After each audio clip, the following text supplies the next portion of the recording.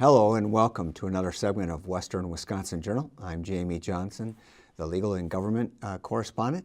Today, our guest is the Superintendent of Hudson School District, Dr. Nick Ouellette. Nick, welcome to the show. Thanks for having me, Jamie.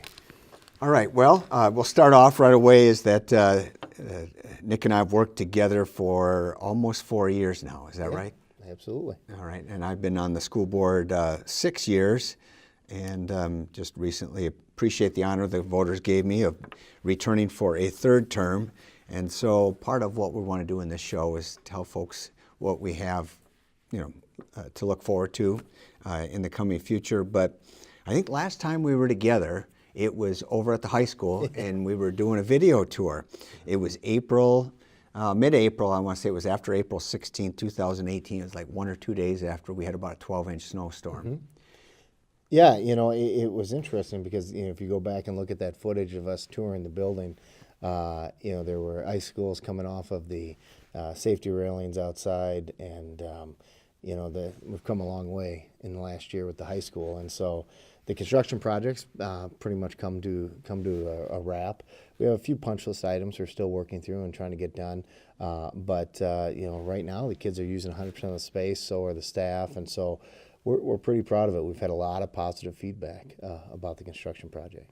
So yeah, just to catch up our viewers that might have missed last year's video segment, to give folks kind of a placeholder in the timeline, you were hired in late spring of 2015. Yep.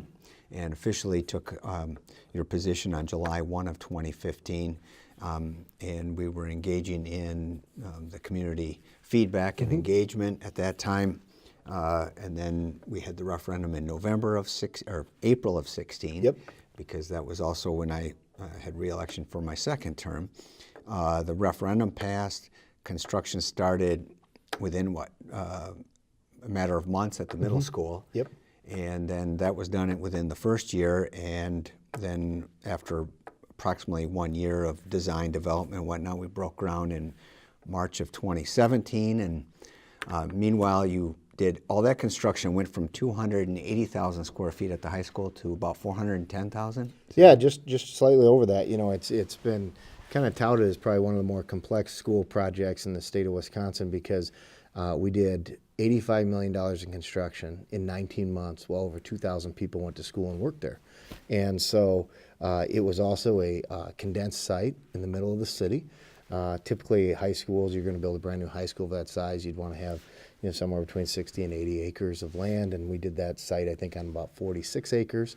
So we were pretty packed in there. And so there were a lot of logistics associated with it. Obviously, student safety, staff safety, number one priority. But in the end, it was a fun project to do, and the most rewarding part was getting to see the kids enjoy the spaces, the staff, and we had a couple culminating events with 2 different open houses. I think you were at both of them, where I think at the first open house, the dedication, we had close to 1,500 community members show up for that, which was great. Had a great response, and then we had people ask, could you do another one for those people who weren't able to make it? So we scheduled one in January of this year, thinking that maybe we pick up 100, 150 people that didn't make it to the one in October, and we had about 2,500 people that came to that one. So just a great experience getting people into the building. A lot of people very impressed with what happened, and I think the big key was our goal was to change the way we deliver instruction, or at least change the facility enough so that our teachers had the flexibility to change the way they deliver instruction. I think we achieved that goal, and we have a facility that the community can be proud of for many years to come. And they can go to our website as well if they're interested in how the public might be able to use the facility. I know as a board we took some action on opening that up, and the administrator is working on a schedule right now. Absolutely. So I would think by the end of April, there will be the ability for community to start using the workout and fitness spaces of the high school. There'll be certain dedicated times and kind of a monthly membership per se. We're kind of doing a soft opening here in the next couple of weeks with some staff and things like that, making sure we have our feet underneath us. And then I think, by the end of April, we'll see it open to the general the general public. And so really looking forward to that, getting people in using the spaces, not just the kids using the spaces during the day, but the taxpayers getting to use the spaces in the evening as well.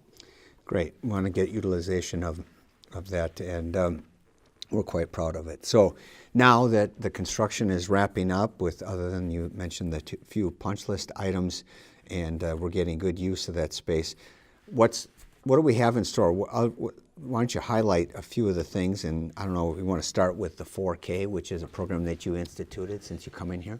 Yeah, so, we've had some initiatives we've been working on. A lot of people said, gosh, have we just been working on construction? And actually, we've a whole slew of things that have been going on over the last 4 years while we're doing construction.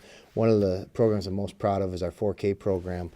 So as we talked a couple of years ago, Hudson was one of the 11 districts out of 425 that didn't have a 4K program. We worked with the board, worked with our community providers to provide a community-based 4K program, which has turned out to be What does that mean, community-based? So we are able to have kids get their 4K education, public education, in some of the private community-based preschool programs, both faith-based and fee-based programs. It's just during that 2.5-hour session every day that's considered public school time.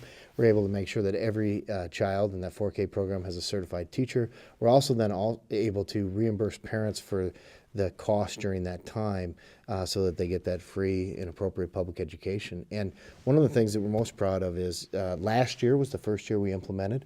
We already saw from our kindergarten teachers this year that they were seeing kids coming to kindergarten more equipped with the skills they need to be successful.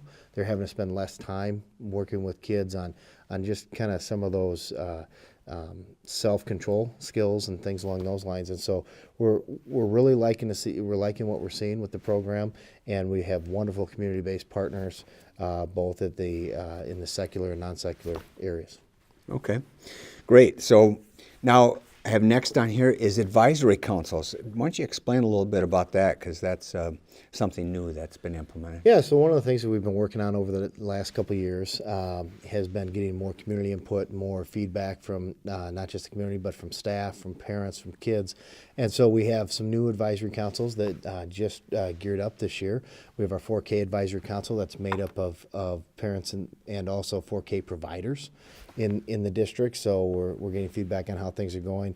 Special education advisory council made up of parents with kids that have disabilities, also staff and some district administrators getting feedback on our programming, things that we can tweak and change. Same type of thing with teaching and learning, looking at some different areas of, are we meeting the needs of what the community want and what our kids want. And then we have a mental health advisory council. Actually, we had tremendous interest in folks that wanted to be on it. I think we had over 130 people apply to be on that council for, I think, 25 or 30 spots. And so tremendous interest in that. And so these have been great opportunities for us to connect and see, hey, how are we doing, and how are some of the decisions that we're making at the district level or building level, how are they impacting both our kids directly, our parents, and our community. Okay, so opportunity for feedback and maybe ideas on how things might be changed or improved. Absolutely. So speaking of feedback, you also have implemented some staff, parent, and student engagement surveys. Talk a little bit about how you did that. So one of the things we really wanted to look at is kind of the continuous improvement, and we'll talk about scorecards maybe in a minute, but we wanted to get feedback from all stakeholder groups. So we wanted to really find out how we're doing, are we meeting the needs of the different people in the district. And so we did a student engagement survey to get some feedback from students from grades 5 through 12. And we used the Gallup organization for that survey, and it came back very positive, but there's always areas that we can look to grow and improve. We also did parent engagement survey. We used School Perceptions, which is actually the same company that we used for the referendum information, and that survey came back very positive as well from the community, but again, highlighted areas where we could grow and where we could focus some of our attention and our energy.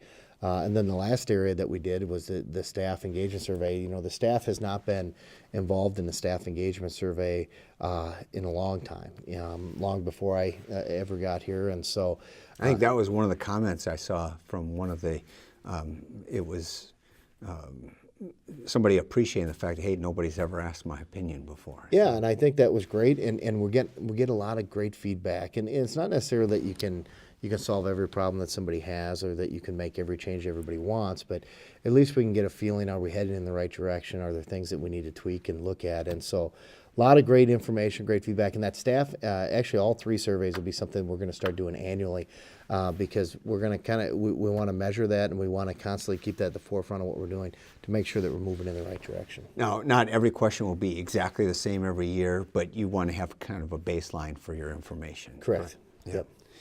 All right, so you mentioned about scorecards. Talk about these scorecards, which I guess is going to be a subject of upcoming school board workshop. But and then talk about how that compares to the DPI report cards that every district gets. Yep. So the DPI report card is really a measure that the state has put together. They kind of rate school districts and individual buildings in each of the school districts in the state of Wisconsin based on some specific student achievement data and kind of compare that to demographic data and things along those lines. What we're doing with the scorecards, that's really more of looking at it from a continuous improvement model.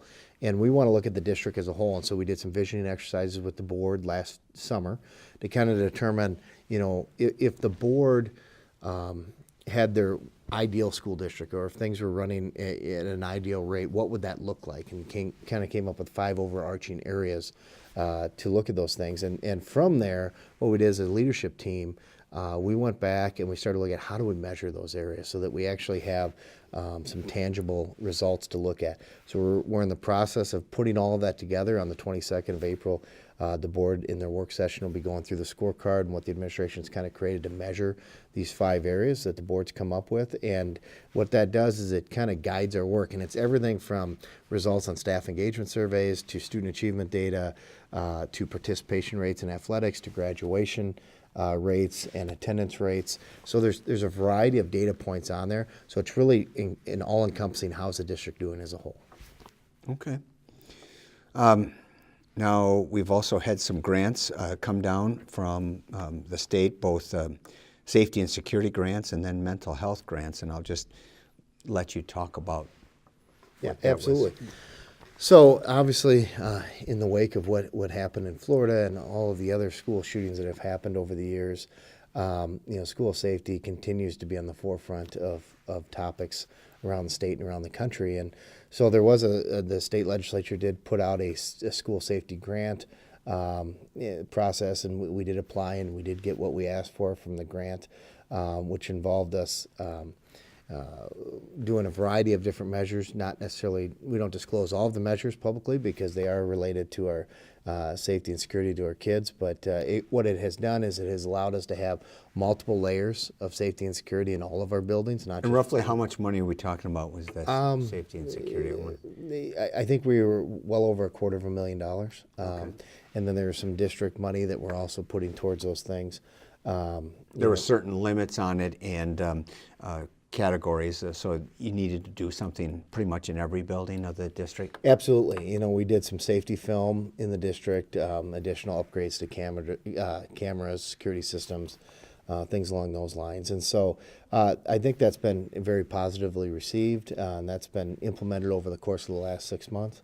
The mental health grants is another grant that we did get from the state, and what we're able to do with the mental health grant is be able to provide services for kids at school that normally wouldn't be able to get to appointments or mental health services outside of school. We've had several presentations by your team to the board just in talking about the surveys that are done and the high incidence of anxiety, depression is on the rise, and so all of that kind of especially when you talk about the teenage years, those are tough times. So this is a way to try and get out in front of some of that? Yeah, I think, one of the things that we worry, the mental health, I guess you could call it crisis in the country right now, it only continues to get worse. And, we have some folks that have limited access to professionals that can help them with that. And so, we want to do everything we can to kind of remove those barriers for kids. and to try to help them work through those components. And so, I would say one of the biggest issues, or one of the biggest things facing education today, is the mental health crisis that we have going on, and not just mental health at the teenage years, but really with some of our youngest and littlest learners, in the elementaries and everything that's going on there, and it is alarming, and it's something that the district is trying to step up the best we can. We're very fortunate in Hudson to be able to have multiple providers that can come in and partner with us, whereas in some places in rural Wisconsin, they don't have the access to providers that we have. Okay. Well, another subject was that got a lot of attention and a lot of time was redoing the boundaries for our elementary schools, and it's something that in a school that's very stagnant or has very few number of elementary schools, it's not as critical. But when you have a diverse district such as we have, geographically, and then you throw in it population changes that are undulating, so you have to review the boundaries. Talk a little bit about the why and how that was done. Absolutely. So we have a great relationship with the city and the city of Hudson, and so we've been talking with the city of Hudson the last couple of years of what are they forecasting, what are they seeing for housing starts and things along those lines. One of the challenges that Hudson's had for a long time has been affordable housing for young families, and as we started to work with the city and started to see that, hey, it looks like there's going to be quite a bit of development on the horizon, especially in the housing area. And so we did hire a firm to come in and kind of do some enrollment projections for us and demographic projections where the housing was going to happen or where the growth was going to happen. And it was primarily happening south of the interstate. And we only have the one elementary school right now that's south of I-94. Yep, one elementary south of I-94, and we do have a second elementary, EP Rock, that has some of its boundaries south of 94, but the strain was it was going to be in the building that was already one of our largest buildings, and so it's not a matter of not having enough capacity in our buildings. It's just trying to get the capacity in the buildings that we needed to get into, and so we worked with the consultants and in the board to kind of come up with some projections as what things could look like 3, 4, 5 years down the road. And then from there, we've put together a committee, and we had a boundary committee that was made up of parents, administrators, and staff from the buildings to really look at all the different options. Our goal was to try to have, I think the long-term goal for the board was duration of boundaries. How long could we set these boundaries? It turned out that we were able to come up with solutions that had a minimal impact on kids. I think, fewer than about 10% of our elementary population had to be impacted by it, and actually really only impacted about 3 out of our 6 elementaries. We were able to shift what we needed to shift. But we're already starting to see, just as the enrollments are coming in the spring, we're starting to see why it was important to do those things, because even some of the elementaries that we reduced in size in order to handle this new influx of children, they're starting to get the new enrollments for next year. In addition to putting public members on the committee, you also had opportunities for public input, both Yes. in-person meetings and for those parents that couldn't come in person, also online feedback as well. That's exactly right. So we had online feedback, in-person meetings. We had opportunity for people to speak to the board in front of the meetings when they were taking up the action. So lots of opportunity for people to come and notify the board or to share their thoughts with the board. I know we got emails. You did get emails, but I think it was a good process, because in the end, when the board went to take action in January, we only had one patron that actually came and spoke in front of the meeting or on that action item, with only a handful of members, community members in the crowd. So I think we were able to communicate the need, and I think the committee did a nice job, trying to come up with a solution that both you met the goals of the board, but also minimized the impact on kids. Good. And the hope is that they only would go out 5 years with Yep. their projections, because beyond that, you're talking about kids that haven't even been born yet. Mm-hmm. But hopefully, we can rival what previously, I think it had been 9 or 10 years since the previous rebounding. And Yeah, our goal is to get anywhere from 8 to 10 years, out of a set of elementary boundaries. I think we should be there. You can't. Nobody has a crystal ball. You can't forecast whether or not we have a downturn in the economy, or if all of a sudden things really start to explode beyond what we thought. We know that the city of Hudson has attracted some major employers to the area, both with the Mayo Clinic development that is going to be going on south of 94, and then also with the Philip Medisize large development that's going on where the old dog track was. So with those large employers potentially gearing up, we know that that usually means residents, and I think some of the builders in the area see that, and they're starting to build. Talk a little bit about open enrollment, because we had seen some different trends that were concerning for our board and for our taxpayers, frankly, because of the negative impact. Just talk a little bit about that. Yeah, so we were able to work with the board, administration was able to work with the board over the last couple of years to kind of talk about the way we address open enrollment and kind of the feeling on it, because I think for a while it was, trying to keep it closed as we had some space issues at the secondary. But as we've solved those now, it allows us to allow kids to come into the elementary and then stay for their educational career. And what that's allowed us to do is we have more kids that are open enrolling in, fewer kids open enrolling out. But the bottom line is every kid that goes out, about $7,000 follows that kid out of the district. I was going to say there's some dollars that are associated with it. And every kid that comes in, about $7,000 follows that kid in. And the way we set our enrollment parameters for open enrollment is we don't add sections to handle open enrollment. And so when we do accept the open enrollments, it's because if we have a class size guideline of 22 in a class and there's 18 kids in there, we would allow a couple additional students in that class. So here we are getting the revenues in without really increasing any expenditures. And so it really kind of helps that bottom line, because we were running a pretty substantial, anywhere from $500,000 to $1 million deficit when it came to open enrollment.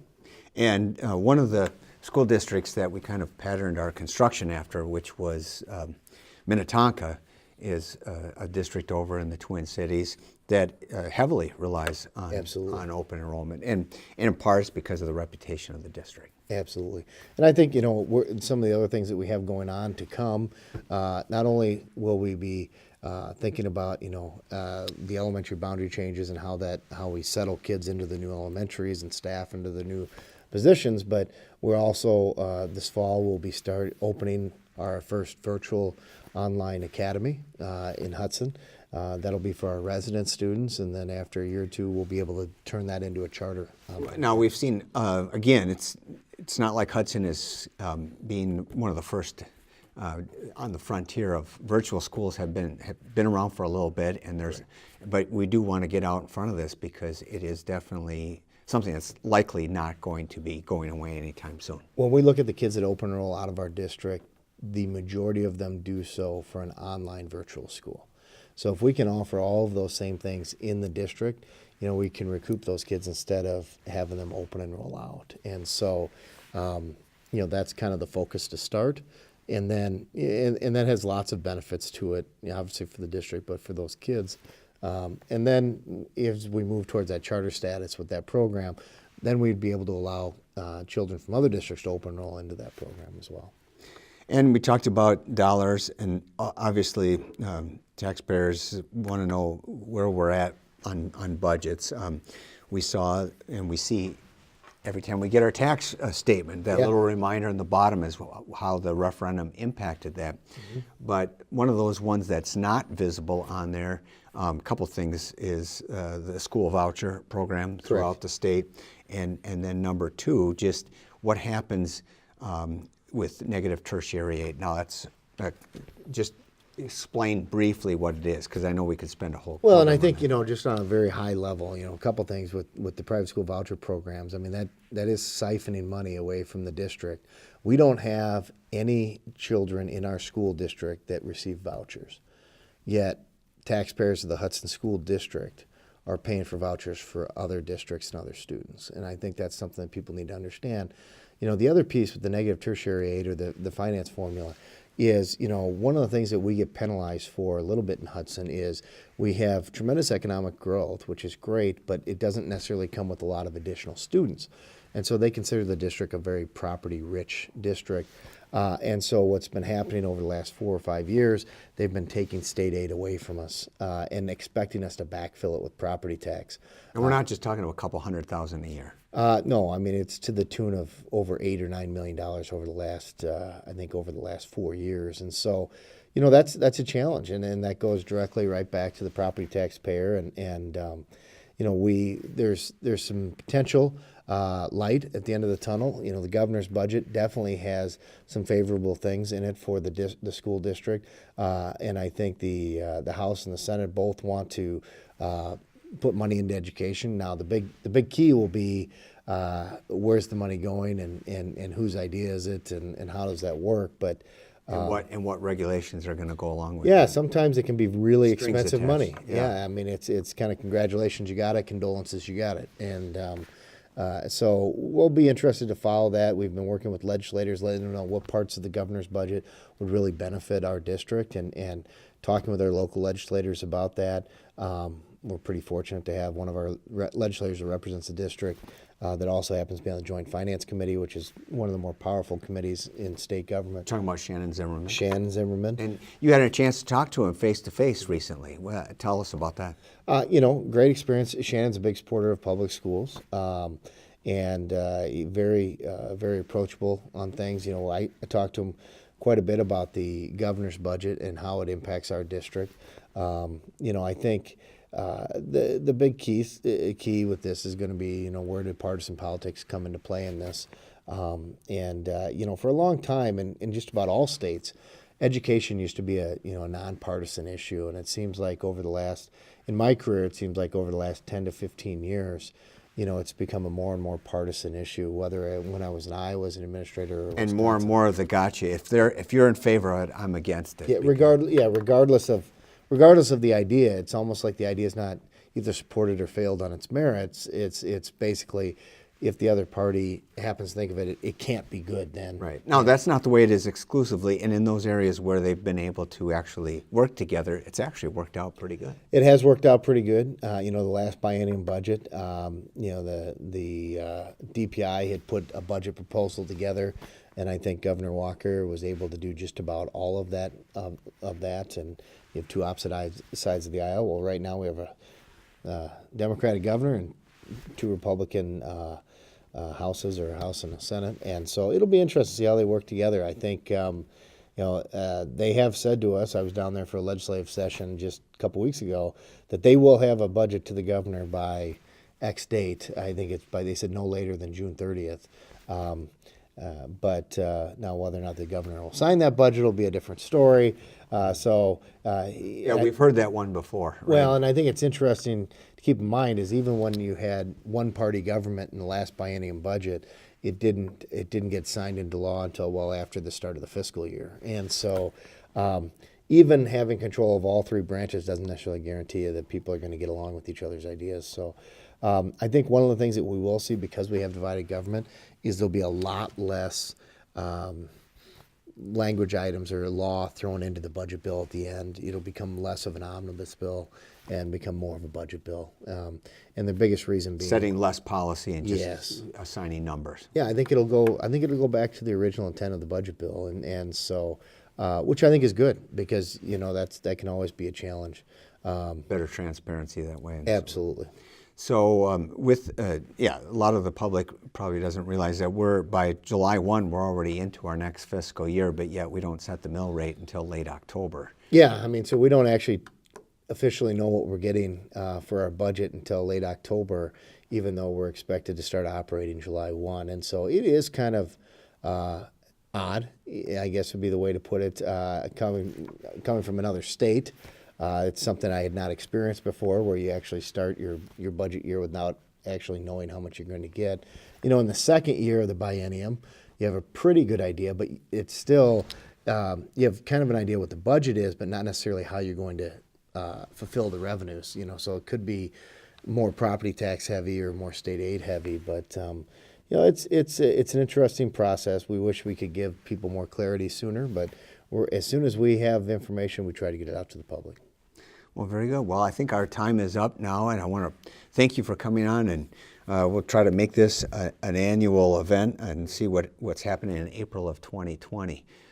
If people have questions about the district, whatever, where should they go? Our website, which is www.hudsonraiders.org, is the best way to find information about the district. They can also call the main line at the district office, which is 715-377-3700, and they can be directed to whomever whoever can help them with whatever question or comment they may have. And so we're always looking for feedback. There's also an email, which is connections@hudsonraiders.org. That email is checked every day, and so if people have questions or things and they don't know who to email, they can send it to that email, and it Connections@hudsonraiders.org. Absolutely. All right, very good.